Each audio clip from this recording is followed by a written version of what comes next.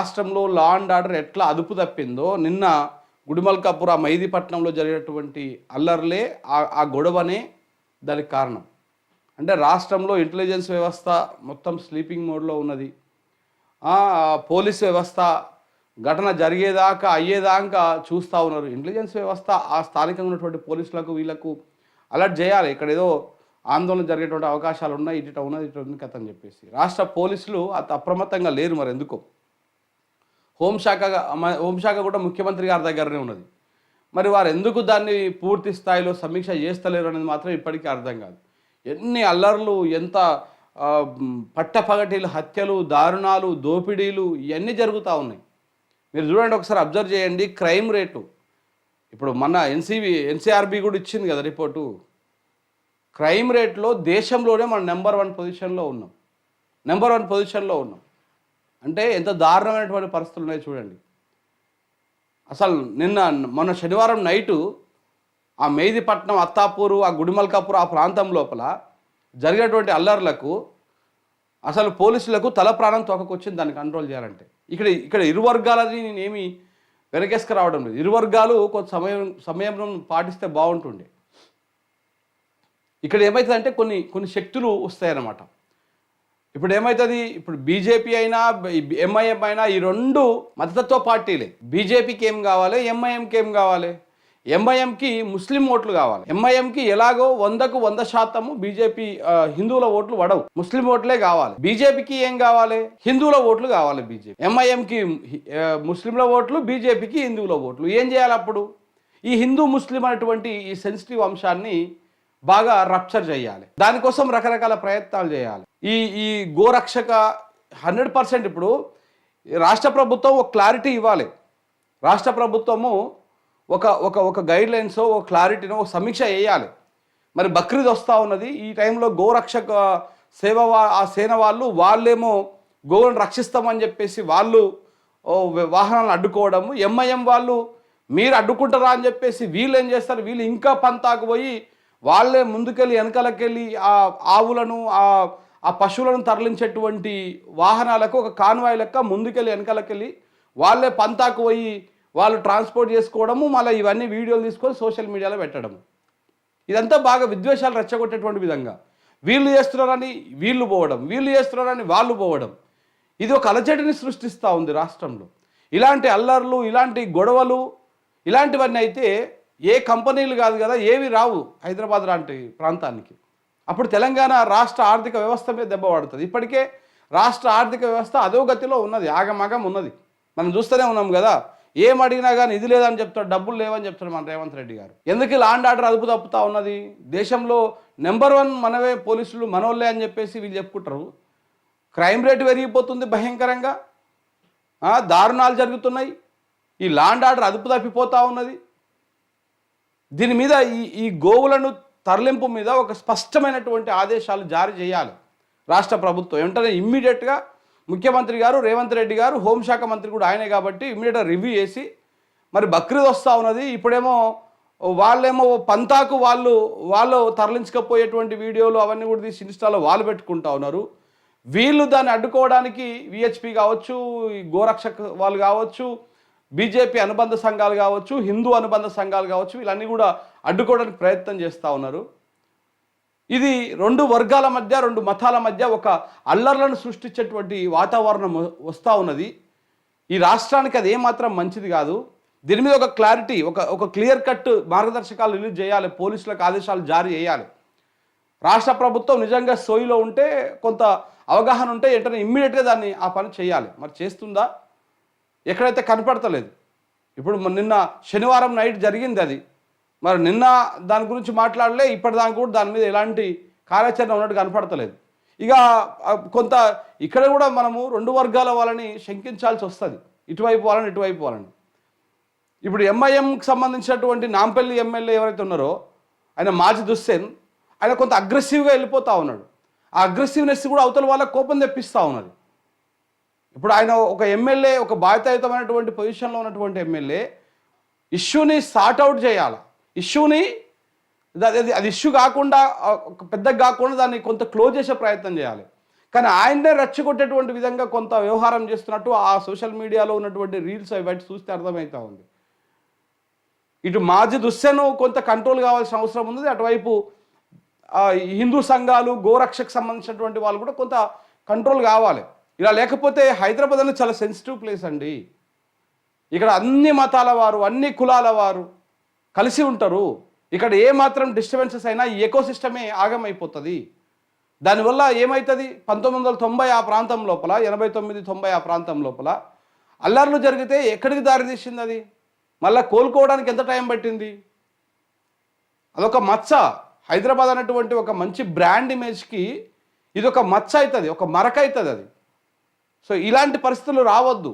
ఎవరి మతాలని వాళ్ళు విశ్వసించాలి, పక్క మతాన్ని మనం గౌరవించాలి, మన మతాన్ని వాళ్ళు గౌరవించాలి, ఇవన్నీ ఉండాలి. ఇలా కాకుండా ఈ సెన్సిటివ్ అంశాలని బాగా కొంత రప్చర్ చేస్తున్నట్టు కనపడతా ఉన్నది. ఇది ఏమాత్రం కూడా కరెక్ట్ కాదు. డీజీపీ గారు వెంటనే ఇమ్మీడియట్గా దీన్ని చేయాలి. లోకల్ సిపి గారిని పిలుచుకొని దాన్ని ఎట్ట కంట్రోల్ చేయాలి, ఏ రకంగా చేయాలి, ఎక్కడెక్కడ సమస్యాత్మక ప్రాంతాలు ఉన్నాయి. ఇప్పుడు నిన్న నైట్ కూడా కొత్తపేట ప్రాంతంలో కొంత గోవులను అడ్డుకున్నారని చెప్పేసి వాళ్ళు మళ్ళీ ఆందోళన అయ్యింది. మరి ఇప్పుడు ఏం చేయాలి దాన్ని? ఇప్పుడు వాళ్ళకేమో బక్రీద్ పండుగ ఉందని వాళ్ళు చెప్తా ఉన్నారు. ఇటు హిందూ సంఘాలేమో మేము దైవంగా పూజించే గోవులను మీరు కసాయికి తీసుకుపోతారని వీళ్ళు అంటా ఉన్నారు. దీనికి సమస్య పరిష్కారం ఏంటిది? ఇట్లా వదిలేస్తే ఎట్లా? రాష్ట్రంలో అన్ని మతాల వాళ్ళు ఉన్నారు కదా, మరి వాళ్ళని కాపాడాల్సినటువంటి బాధ్యత పాలకులుగా మీ మీద ఉంటుంది కదా. ఇది చేయకపోతే మాత్రం ఇంకా అది పెద్దగా అవుతుంది. ఇవాళ ఇన్స్టాగ్రామ్ ఓపెన్ చేద్దామంటే భయం అవుతుందండి. ఓపెన్ చేస్తే భయం అవుతుంది. ఎట్లా పెడుతున్నారు? ఆ ముస్లిం సంబంధించినటువంటి వాళ్ళేమో ఎంఐఎంకి సంబంధించిన సపోర్టర్స్ ఏమో వాళ్ళ నాయకులను హైప్ చేస్తూ ఇది చేస్తూ పెద్ద ర్యాలీ లెక్క దీని లెక్క చేసి వాళ్ళు పెడతా ఉన్నారు. వాళ్ళు అట్లా పెడతా ఉంటే ఈ హిందూకు సంబంధించినటువంటి వాళ్ళు గోరక్షక వీళ్ళు అదే రకంగా పెడతా ఉన్నారు. అదొక యుద్ధ వాతావరణానికి దారితీస్తూ ఉంది. దానివల్ల చాలా పెద్ద ప్రాబ్లం అవుతుంది. ఇట్లాంటి వాటన్నింటిని నిషేధించాలా వాస్తవానికి కూడా. ఈ కమ్యూనల్ వైలెన్స్ అనేది చాలా డేంజర్. ఇది చాలా ప్రమాదకరం అన్నింటికంటే కూడా. సో కాబట్టి ఇమ్మీడియట్గా ఇట్లాంటి వాటిని కంట్రోల్ చేయాలి. ఇది మరి కావాలని కూడా కొంతమంది చేస్తున్నారు అనే డౌట్లు కూడా ఉంటాయి. ఎందుకంటే ఇప్పుడు రాబోయే జిహెచ్ఎంసీ ఎన్నికలు, అక్కడ ఎంఐఎంకు ముస్లింల ఓట్లు కావాలి, బీజేపీకి హిందువుల ఓట్లు కావాలి. ఇద్దరు కలిసి ఇట్లాంటి రెచ్చగొట్టే కార్యక్రమాలు చేస్తే వీటిలలో వాళ్ళు రాజకీయంగా చలిగాచుకోవడం కోసం, రాజకీయ ఓట్ల కోసమే చేస్తున్నారు. అది వెనకాల ఏమైనా కుట్రలు దాగి ఉన్నాయా? ఇక్కడ ఉన్నది సెక్యులర్ పార్టీ అని చెప్పుకుంటున్నటువంటి కాంగ్రెస్ పార్టీ కదా, మరి దాని మీద విచారణ చేయాలా, ఇట్లాంటి జరగకుండా చూడాలా. ఎవడైనా ఇట్లాంటి వాటిని పురిగొలిపితే ఇతలోడైనా అవతలోడైనా పీడీ యాక్ట్లు పెట్టి ఇద్దరిని లోపల నూకాలి. అప్పుడు చేయడానికి కొంత భయపడతారు. దానికంటే ముందు రాష్ట్ర ప్రభుత్వం మరి ఈ గో దీనికి సంబంధించినటువంటి దాంట్లలో ఒక క్లియర్ కట్ మార్గదర్శకాలు జారీ చేయాలి. మరి వాళ్ళేమో ఇప్పుడు మనం ఓల్డ్ సిటీ ఆ ప్రాంతం కొద్ది డైరెక్ట్గా ఓపెన్గానే ఆ బీఫ్ని మార్కెట్లో అమ్ముతారు. మరి దాన్ని ఏం జరుగుతుంది, ఏమవుతుంది, ఒక క్లారిటీ ఉండాలి. ఇప్పుడు హిందూ సంఘాలేమో దాన్ని వ్యతిరేకిస్తూ ఉంటాయి. ఇవన్నీ కూడా ఉన్నది కాబట్టి 100% ఈ లా అండ్ ఆర్డర్ ఇష్యూ తేవాలి అనేటువంటి ప్రయత్నాన్ని తీసుకొస్తా ఉన్నాయి కొన్ని ముఠాలు కలిపి. దీన్ని కంట్రోల్ చేయకపోతే రేపు తెలంగాణ భవిష్యత్తులో తెలంగాణ ఇబ్బందులు పడాల్సి వస్తుంది. హైదరాబాద్ ఒకసారి బ్రాండ్ ఇమేజ్ మీద ఇక్కడ మత కల్లోలాలు జరుగుతాయన్నటువంటి దాని మీద మస్క బారితే మళ్ళీ దాన్ని రీస్టోర్ చేసుకోవడం చాలా సమస్య అవుతుంది, చాలా సమయం పడుతుంది.